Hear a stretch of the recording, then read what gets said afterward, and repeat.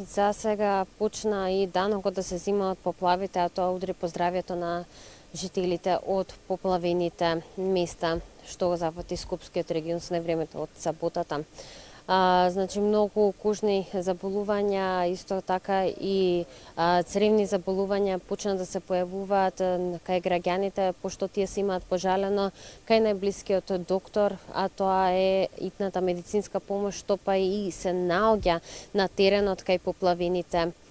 места. Во моментов се одржува и состанок за тоа како да се справат со овие зарази што допрва ќе следуваат и допрва ќе се појавува, какви се инфекции и болести има од поплавите. Ова се должи на недоволната хигиена што граѓаните за жал кај поплавените места не можат да ја одржат со оглед на тоа дека тие постојано расчистуваат штетата од поплавите што се случија во саботата. На таа сметка треба да се внимава многу на личната хигиена, постојано да се мијат рацете, да се користат маски за да не се диша од воздухот што испарува од калта, што исто така беше помешана вода со фекалната канализација. Да не се јаде конзервирана храна, што па може би била и контаминирана, значи сета храна што ја имале во куќите да се исфрли, да се јаде од храната што се носи сега одново. За среќа водата, како што изјави водовод, е безбедна за пиење, но недостатокот е во тоа што таа не е достапна секаде во однос на тоа дека не секаде па има вода, како што кажавме и вчера во текот на денот, па токму затоа и Црвениот крст се уште апелира да се собере, да се донира повеќе вода за да се однесе, да се дистрибуира до жителите што се уште живеат во поплавените населби. Итната медицинска помош е веќе на терен. Како што кажате, треба многу да се исчисти, но сето ова е процес што одзема доста многу време. Ние вчера бевме во Синѓелич, каде што се расчистуваше, видовме исто така дека има и многу парчиња стар мебел што со багер се собираше на едно место. Тоа исто така и како да кажеме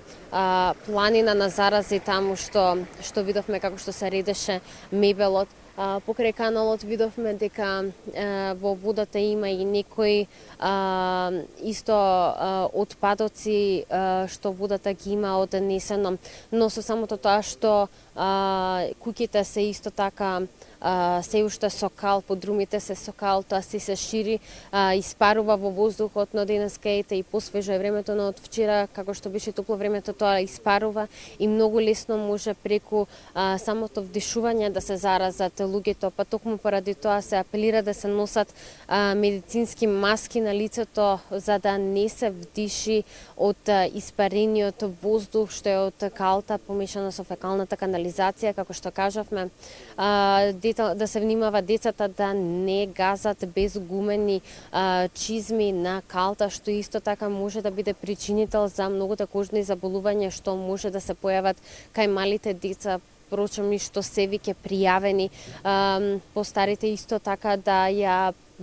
земаат препишаната терапија што ја даваат докторите и да побарат веднаш итна медицинска помош доколку приметат дека ги имат некои од симптомите на цревни заболувања или пак на кожни инфекции. Најубаво би било да се направи дезинфекција на целата територија што се уште се дискутира за тоа колку е возможно за да се исчисти колку